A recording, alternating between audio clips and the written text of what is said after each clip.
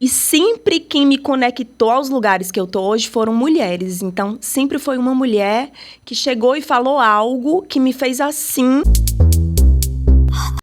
Bom dia, boa tarde, boa noite a todas, todos e todes que nos assistem aqui hoje, que vão aí ter o privilégio de fazer parte dessa conversa, de ouvir essa mulher maravilhosa, né, que logo se apresentará.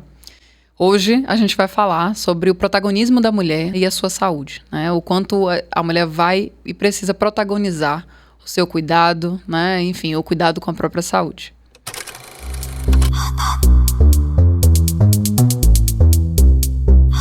É com muito prazer, né? É sempre muito feliz, assim, encontrá-la. Seja no ambiente do seu consultório, seja aqui, né? Então, eu tenho uma felicidade enorme de dizer, né, que você é a minha ginecologista e a gente vai debruçar, né, um pouco sobre a sexualidade feminina e sobre outras tantas coisas aqui. Eu acho sempre difícil, assim, me apresentar, porque dá uma impressão de que a primeira coisa que a gente fala sobre a gente é o mais importante. Então, assim, não há ordem de importância. Eu começo falando, talvez, o que me traz aqui hoje no podcast, que é o fato de eu ser médica ginecologista, mas não é o mais importante sobre mim. E sou uma mulher, eu acho que engajada aí no movimento de redescobrir as feminilidades nas suas mais diversas formas de se apresentar no mundo. E, além disso, sou algumas outras coisas. Me considero uma excelente cozinheira. Sou uma atleta apaixonada por muitos esportes, mas meu coração vive a corrida e o triatlon. E acho que sou uma eterna aprendiz. Acho que isso seria as partes mais importantes que eu poderia falar sobre mim. Você é uma das pessoas, assim, que eu conheço e que eu tenho como referência como um lugar de autenticidade, assim. E o trabalho que você faz, pelo menos ao meu ver, ele tem muito a ver com esse podcast aqui, né? Ele tem muito a ver com a ideia do contrafluxo. Queria saber se você sabe mais ou menos o que é essa ideia, né? O que seria esse contrafluxo. Sei, porque eu gabaritei o podcast antes de chegar aqui. Eu ia pesquisar no Google, mas aí o primeiro episódio que eu assisti já falava o que era. Não vou conseguir explicar igual explicaram lá, né? Mas é meio que uma ideia contra o fluxo comum, né? Então, uma forma de ir não como a manada, mas diferente dela. É algo mais ou menos assim? A palavra é um neologismo, me parece que não existe em si a palavra. Exatamente. A ideia, né, é pensar que, socialmente, para tudo que a gente conhece, né, culturalmente e tal, a gente tem uma forma já predita de como vivenciar determinadas coisas, né? Então, por exemplo, de como se vivenciar a maternidade, de como se vivenciar casamento, de como se vivenciar uma sexualidade, né? De como ser mulher, homem, enfim, pessoa no mundo, né? E a ideia é que não é nenhuma oposição a um fluxo já normativo, né? Mas são, na verdade, novas formas de ser no mundo. Né? E pelo que a gente vai trazer aqui hoje, que eu sei, é o seu trabalho e a sua forma de ser é uma nova forma, né, de ser no mundo, assim. E acho que a ideia do podcast aqui, a ideia desse episódio, a ideia dos outros também, é trazer novas formas de ser, né, de existir, enfim, de poder existir no mundo, de poder ser da sua forma, né, e validar essas formas também de ser. Tão maravilhoso que quando a gente escuta assim, a gente para pensar que não tem como ser diferente, né? Era para, na verdade, isso ser o lugar comum. Cada um se expressar da maneira como se sente, baseado no que viveu, na maneira como interpretou o que viveu, que a gente pode viver pessoas diferentes, viver a mesma coisa e ainda assim construir lugares completamente diferentes a partir da mesma vivência. E acaba que quem faz isso é visto como transgressor, quando, na verdade, tinha que ser o lugar comum. Porque se ninguém é igual, se nada vai ser igual, por que o diferente é tão assustador, né? Assustador, mas ao mesmo tempo encanta, né? As pessoas também se encantam e se inspiram quando alguém se destaca de uma forma diferente do comum, né? Mas uma das coisas que me inspira no seu trabalho é a ginecologia natural, né? E aí eu sei que isso pode gerar várias perguntas na cabeça das pessoas, né? Porque o que a gente conhece como um fluxo mais conhecido da ginecologia, a ginecologia mais clássica, né? Mais tradicional, que você aí vai saber melhor do que eu dizer o nome, ou enfim, né? Mas me conta por que você escolheu a ginecologia natural, o que é isso? Eu vinha no carro e eu vinha falando exatamente sobre isso. As pessoas sempre que me perguntam como que eu cheguei na maneira de trabalhar que eu trabalho hoje, meio que esperam uma história maravilhosa, né? Tipo assim, de um start. E não tem nada de muito assim, uau! Foi um processo para mim muito orgânico. De um modo geral, eu nem queria ser ginecologista, tá? Na faculdade eu quis ser tudo. Eu quis ser psiquiatra, quis ser endocrinologista, eu era apaixonada por tudo que começava a estudar. Tudo não, nunca gostei muito de cardiologia. Mas eu me lembro que quando eu terminei a faculdade, eu ia fazer prova de residência. A residência médica são alguns anos que você passa em um ambiente hospitalar, quase sempre, aprendendo mais sobre uma especialidade. E ao terminar essa residência, você se torna especialista naquilo. Então, eu terminei a faculdade querendo ser mastologista. Só que para fazer mastologia, existe um pré-requisito dentro da medicina. Você tem que ser ou cirurgião geral, ou ginecologista e obstetra. E aí eu me lembro que a minha mãe, isso foi uma influência muito da minha mãe, ela falou que você não quer voltar para o interior? Eu sou de um interior chamado Guanambi, interior da Bahia, sertão. E aí, aqui no interior, é muito melhor você ser uma mastologista que é ginecologista e obstetra do que você ser uma mastologista que é cirurgiã geral. Para começar, nem vai agregar muito, assim. Muito pela minha mãe, eu acabei fazendo ginecologia e obstetrícia para depois prestar uma segunda residência que seria para mastologia. Ocorre que, nesse meio tempo, no final da minha residência, a residência de ginecologia e obstetrícia são 3 anos. No último ano, minha mãe teve um diagnóstico de câncer de mama. E aí, nesse processo todo de vivenciar do lado de cá, de um familiar de um paciente oncológico e não do lado do médico, do profissional, eu percebi que a única coisa que eu não queria era ser mastologista. E aí eu já estava no final da ginecologia e obstetrícia e eu tive que meio que me reinventar. Porque eram novos planos. Nesse meio tempo eu também já tinha meio que percebido que voltar para o interior não era mais a principal opção da minha vida. E aí eu estava num processo que eu dava muito plantão, final de residência de ginecologia, quase toda residência é assim, né? Então, nos plantões, a gente lida muito com obstetrícia. Até porque aqui em Salvador, por exemplo, não existe emergência de ginecologia, só existe de obstetrícia. E depois a gente pode até adentrar, porque isso acontece visto que mulheres são enxergadas pela medicina a partir de um viés muito utilitarista. E nossa utilidade é deixar bebês por aí. Então, a obstetrícia, ela enche os olhos muito mais por isso. Então, dando ali plantões, eu percebia que eu não queria fazer obstetrícia ao terminar minha residência, porque era muito plantão, tinha um estilo de vida que não combinava com o estilo de vida que eu queria para mim. Já era atleta, já, inclusive, competia. É tudo de maneira amador, viu? Que o povo fica pensando, e aí, ganha muito troféu, né? Tudo amador. E aí foi aí que eu comecei a enxergar que muito do que eu vivenciava de problema, inclusive, nas emergências obstétricas, vinha de um lugar de falta de assistência à saúde da mulher. Então, por exemplo, dentro da obstetrícia, a gente observa hoje, com o movimento da humanização do parto e tudo mais, que tem um discurso, né, muito bonito, inclusive útil, ainda bem que viemos com esse discurso novo, de que a mulher precisa protagonizar, né, o parto. Ela é a protagonista. Quem faz o parto dela é ela, não é o médico, não é o obstetra, não é a equipe. Só que essa mulher, quase sempre, ela nunca protagonizou nada em sua vida. Ela não protagoniza seu relacionamento, ela não protagoniza na sua casa, porque se ela tem um irmão, quem protagoniza é o irmão. Ela não protagoniza no seu trabalho, ela não protagoniza na sociedade, ela não protagoniza. E aí, de repente, quando ela vai parir, ela tem que protagonizar. Então, eu comecei a enxergar neste lugar, primeiro, uma necessidade coletiva de educação de todos os tipos, mas em termos de saúde, da mulher sobre ela e sobre os seus processos. E comecei a ver uma luz para eu poder continuar atuando com prazer, porque, de fato, eu não queria seguir dando plantão, trabalhando à noite, porque era completamente incompatível com o estilo de vida que eu levava. Então, a ginecologia natural, ela chega depois da medicina do estilo de vida, na minha vida, porque eu sempre fiz medicina do estilo de vida sem antes mesmo saber que existia essa área para se atuar.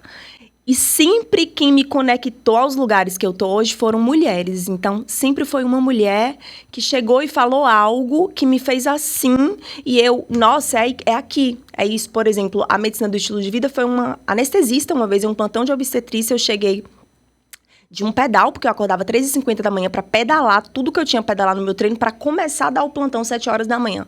Aí eu cheguei com minha roupa, capacete pendurado, as marmitinhas, e aí ela, Samira, você tem que fazer medicina do estilo de vida. Ai, que é isso? Ela falou assim, medicina do estilo de vida, maior movimento, você ainda não viu?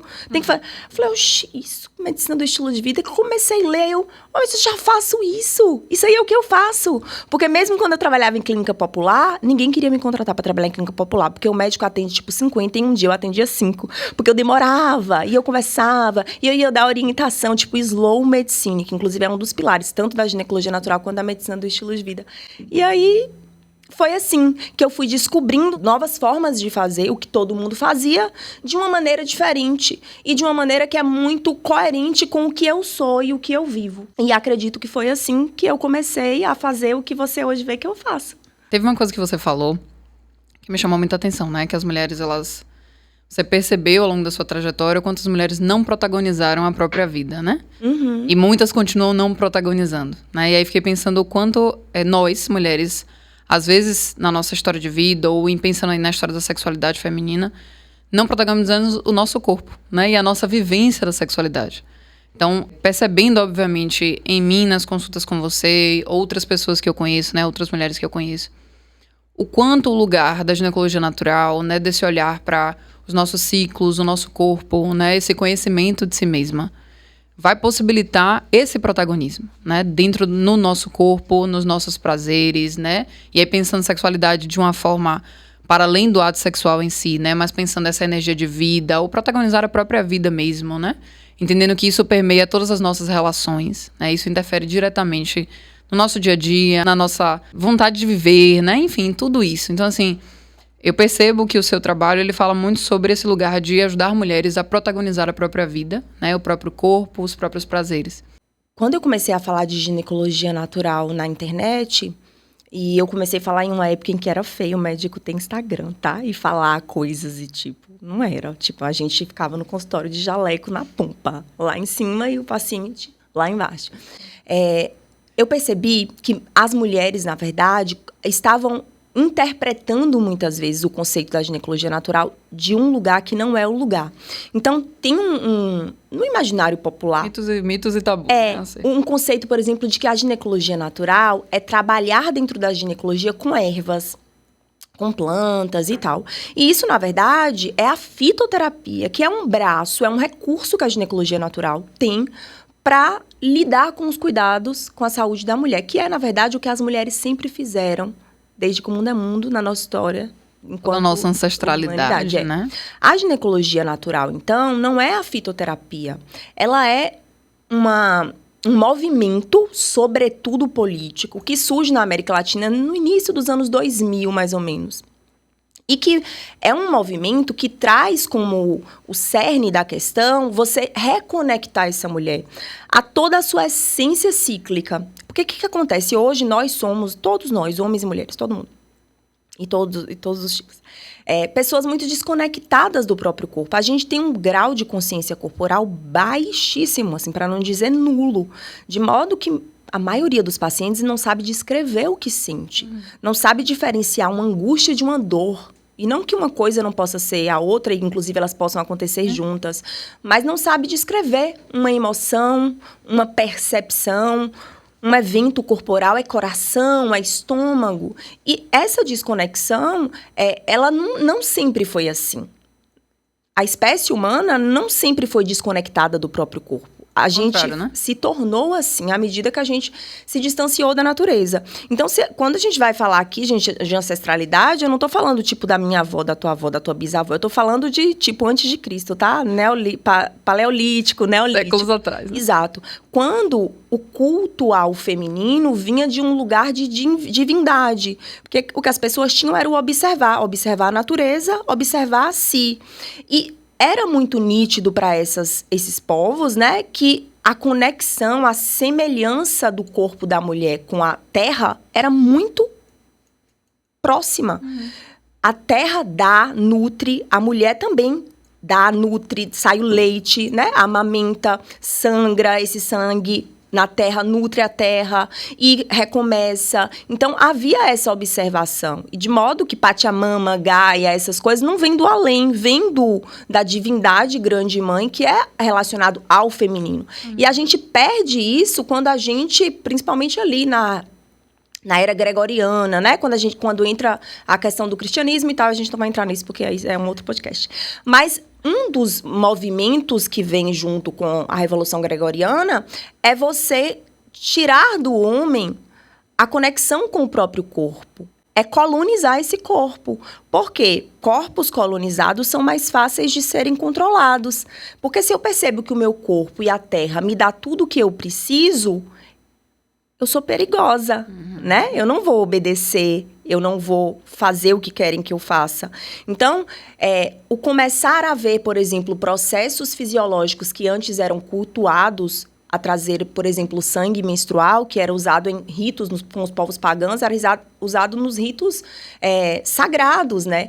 Transformar isso em algo sujo, em algo feio, em algo vergonhoso, vem de um processo de colonização do nosso corpo. E a gente não pode deixar de perceber o viés de diferença que tem na colonização do corpo da mulher e do homem. Porque o da mulher, ele entra muito nesse lugar de nos colocar como úteis para algo, que esse algo seria a procriação, a reprodução. A gente passa a ser uma propriedade de outro, né? Como a terra passou a ser também. A terra que antes era de todo mundo, passa a ser dividida e ter dono. Isso compromete, trazendo para a sexualidade, o fato de que hoje a nossa vivência da sexualidade é uma vivência completamente limitada, assim, quando se vive, né? Porque tem gente que nem vive. Então, é limitada porque não é sobre você. Porque a maioria das mulheres, por exemplo, elas nunca nem se pararam para se perguntar por que elas transam, por exemplo. Porque o que elas buscam no sexo.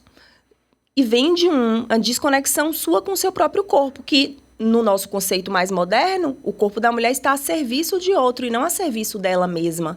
Você não protagoniza algo quando você está a serviço do outro, né? Você não é um sujeito, um indivíduo que atua. Você é um objeto a serviço de alguém, de um sistema. É a serviço do prazer da outra pessoa, né? Exato. Tanto o seu corpo enquanto objeto de prazer da outra pessoa, quanto você em ação, querendo dar prazer a outra pessoa, porque você também foi ensinada culturalmente de que a sua função no mundo é ou cuidar de alguém ou dar prazer a alguém, né? Seja Exato. Cuidar da família, seja cuidar da relação amorosa, seja cuidar de filhos.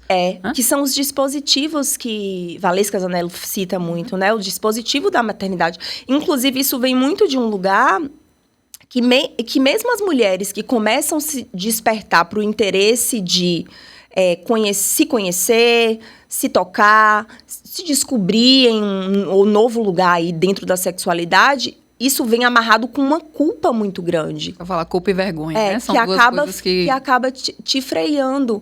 E isso não foi uma coisa assim, gente, de 2 gerações, de 3. Foi um movimento muito sutil. Já parou para se perguntar, por exemplo, por que a gente tem vergonha de dançar? A maioria das pessoas tem vergonha de dançar em público. Porque a gente tem tanta vergonha do nosso corpo. Não era assim, a gente não pode ir muito longe. Vamos olhar os nossos povos originários. Eu tive recentemente numa aldeia no Maranhão, um serviço, né, voluntário, e vendo a maneira como os povos ali vivem, não existe essa vergonha com o corpo que a gente tem. A vergonha, o medo, o pudor. Os símbolos que a gente deu a determinadas coisas é muito diferente do que era, né, antes, quando a gente podia viver a sexualidade livremente. Não era uma sexualidade programada, por exemplo, para reprodução, como depois veio se tornando, né? E também não era uma sexualidade que estava a serviço do outro, era a serviço de você. Tá com vontade? Vou fazer. Não tô com vontade? Não vou fazer. E vou dançar, e vou gozar, e vou suar, e vou transpirar, e vou sangrar, e é meu cheiro, e é meu suor. Isso é muito orgânico do ser humano, mas foi deixando de ser, à medida que a gente foi se modernizando, né? Como havia um respeito, né, a esses ciclos da natureza, tanto a natureza externa, né, que a gente vê hoje em dia o que está acontecendo, quanto a essa natureza interna, né, e principalmente das mulheres, do próprio ciclo, dos ciclos dentro do ciclo, né, das fases da lua também interferindo nesse processo todo. Sabe que eu fico me pensando, eles deveriam ficar, porque não existia a ciência, né, o estudo. Ele via a mulher sangra todo mês. Não morre, né? Porque os outros bichos, quando sangravam, morriam, né? Alguém cortava o braço. Aí sangra todo mês, não morre. Aí, de repente, para de sangrar. Não era meses, né? Eles iam contando as luas. E aí são 13 luas e são 13 menstruações que uma mulher que tem ciclo regular vai ter ao longo de um ano. Então, eles percebiam isso porque eles não tinham nada para fazer no sentido televisão, celular. Então, eles estavam lá olhando a natureza. Mas eles tinham uma sabedoria enorme sobre o corpo Claro, deles. a gente usa a sabedoria deles hoje para construir essas coisas que a gente acha o máximo. Exatamente. Só que não. Aí, parou. Várias luas sem sangrar. A barriga tá crescendo. E uma coisa... crescendo, e de repente pariu, e saiu leite, e a criança naquilo, mamando aquilo, cresce e desenvolve por completo. Então, o corpo da mulher, e é aqui que eu queria chegar, era algo muito sagrado. Muito. Tipo, era a coisa mais maravilhosa na visão das sociedades matrilineares. E aqui a gente está falando muito, muito antes de Cristo, né? Não era o que a gente veio a transformar. Um corpo violentado. Um corpo castrado, né? Um corpo limitado, reprimido, ou restrito à reprodução, de modo que não pode mais reproduzir, não presta mais socialmente, tá velha. Não presta mais pra nada. Entendeu? Não era assim. Pelo contrário. O processo de envelhecimento feminino vinha com a sabedoria, que também era cultuada das anciãs, porque era quem sabia lidar mais com as ervas, as bruxas, né? As plantas. A medicina era das mulheres.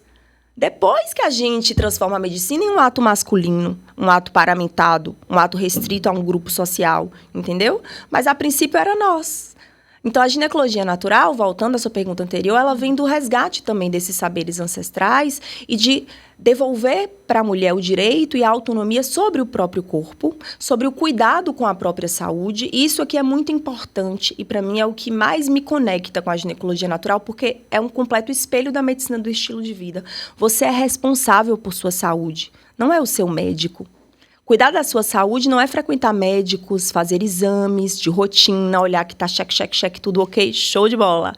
Não é sobre isso. É sobre entender o que se passa no seu corpo, identificar problemas e, principalmente para as mulheres, confiar no que se sente. Porque a gente é invalidada de uma maneira muito sutil, de modo que o que você está percebendo é loucura. O que você está percebendo é coisa da sua cabeça e tem alguém que estudou muito para te falar que o que você está sentindo não é o que você está sentindo. É uma outra coisa.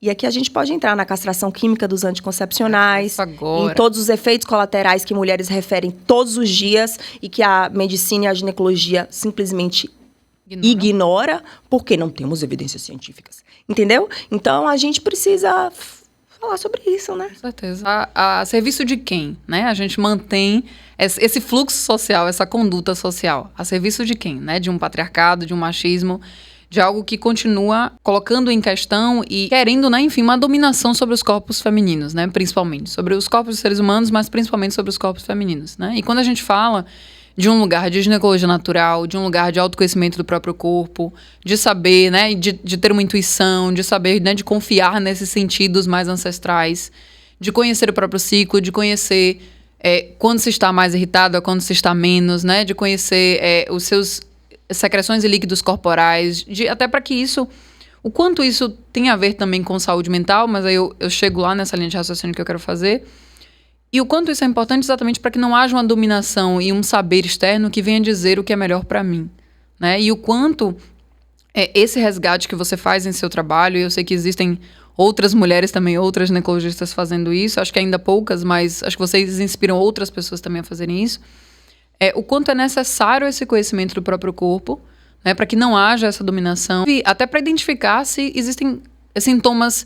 Existem coisas erradas acontecendo no seu corpo, né? Se você está com um humor mais rebaixado, se isso é esperado, se isso é o seu padrão, né? Porque aí a gente também vai falar que não existe também um padrão de ciclo menstrual ou um padrão de humor, enfim, para todas as mulheres, né? A gente vai falar de um padrão para cada pessoa, né? E o respeito a esse padrão para cada pessoa. Até o número de dias, né? Nos ciclos das pessoas são diferentes, né? E o quanto isso, falando especificamente em saúde mental, o quanto essa prática, né, mais voltada ao próprio corpo, ao autoconhecimento, né, tá diretamente ligada à vivência de uma sexualidade mais saudável, né, mais autônoma, mais protagonizada, né, como é o que você tem trazido. E o quanto a vivência dessa sexualidade vai permitir o desenvolvimento de uma saúde mental, e aí entendendo saúde mental dentro de saúde, né? A gente conversou em outro momento também sobre o quanto as duas coisas são vistas de forma separada, mas na verdade, a gente tá falando de saúde, né, de uma forma geral. E o quanto a vivência de uma sexualidade, a vivência dessa conexão com o próprio corpo vai interferir diretamente no estado de saúde mental da pessoa, e quanto o estado de saúde mental da pessoa vai interferir na possibilidade de uma vivência de uma sexualidade mais plena, mais autônoma, né? Então, o quanto tudo isso tá ligado, né? E o quanto é importante e o quanto é urgente, eu diria, falar sobre isso, né? Na tentativa, e nós mulheres, na tentativa de libertar outras mulheres para que possam vivenciar isso, né? Então, acho que nosso tempo tá acabando, mas infelizmente, né? Porque a gente poderia continuar aqui esse papo por muito tempo. Mas queria te agradecer muito, né, pela sua presença aqui. E, enfim, saber se você quer deixar alguma pergunta para os nossos internautas aí, para as pessoas, né? Eu acredito que para as mulheres que estão nos assistindo, vale ficar uma reflexão de qual foi a última vez que ela parou para olhar para o ciclo menstrual dela sem associar isso a um processo reprodutivo.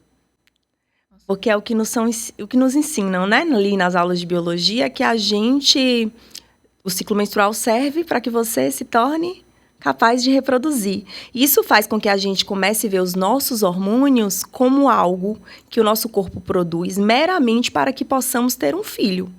Ora, se eu não quero ter um filho, por que eu vou querer essa bagunça de sobe e desce hormonal todos os meses e ainda fechando com um sangramento, às vezes com dor, né? Com inútil. Outros sintomas. Então, começar a se perguntar por que, né, de fato, mulheres produzem hormônios, porque não é só para ter filhos. Os hormônios sexuais femininos, eles atuam aí no nosso corpo, e é por isso que tem uma relação direta com a saúde mental, né? E por que muitas comorbidades relacionadas à saúde mental acometem mais mulheres do que homens? Porque o fato de subirmos e descermos de maneira oscilatória os níveis hormonais, e a gente é repleto de receptores para esses hormônios em todo o sistema nervoso central, e central e periférico também, a gente responde de uma maneira diferente deles. Só que nós não estamos falando de mulheres que estão vivendo isso. São mulheres que estão bloqueando esse processo, né? Em todo mundo, o método contraceptivo mais usado é a pílula anticoncepcional, que bloqueia esse processo. A gente não quer respeitar o processo de expansão e retração, que é o que acontece biologicamente todos os meses no nosso corpo, que é exatamente o espelho da natureza. Nada é constante, né? Então, tem o dia, tem a noite, tem o seco, tem o úmido, tem a primavera, o outono, o inverno, o verão. E isso se passa também em nós, nos homens também, mas é porque eles ciclam de uma maneira diferente da nossa. Como a gente cicla e permanece 7 dias, a gente vai mudando mais ou menos a cada 7 dias, fica muito evidente que eu estava assim e de repente fiquei assado, entendeu? Então, qual foi a última vez que você parou para observar o seu ciclo e de que forma ele impacta no seu humor, na sua libido, na sua disposição, na sua capacidade de se comunicar, na sua capacidade de ser empática, de não estar nem aí, ligar o fogo, entendeu? Porque isso tudo tem influência, e são os nossos hormônios. Os hormônios, eles movem a vida. Então, fica o convite para as mulheres se permitirem, antes dos ciclos delas irem embora, lá na menopausa, se permitirem aí um contato com essa maravilha, que, na minha opinião, é uma grande dádiva, assim, nascer mulher e poder vivenciar isso. Olha que eu vou me perguntar sobre isso também. Eu vou sair daqui Já quer lá estagiar comigo? Não estagiar não, né? Mas já quer ir lá, vai atender lá no consultório. Ó que eu vou, viu? Mas muito obrigada pela sua presença aqui, viu? Conta aí só pra gente como é que a gente encontra nas redes, né? Vocês podem, primeiro vocês têm que curtir aqui, tá? Se inscreverem no canal, mandar pras amigas, porque a conversa de hoje foi maravilhosa e eu acho, assim, que muitas mulheres precisam ter acesso a esse tipo de conteúdo. Vocês me encontram no meu Instagram, Samira com Y Coutrin. E por aí, também, pedalando, correndo na orla, nadando aí no Porto da Barra. Maravilhosa. Tá bom? Um beijo. Outro.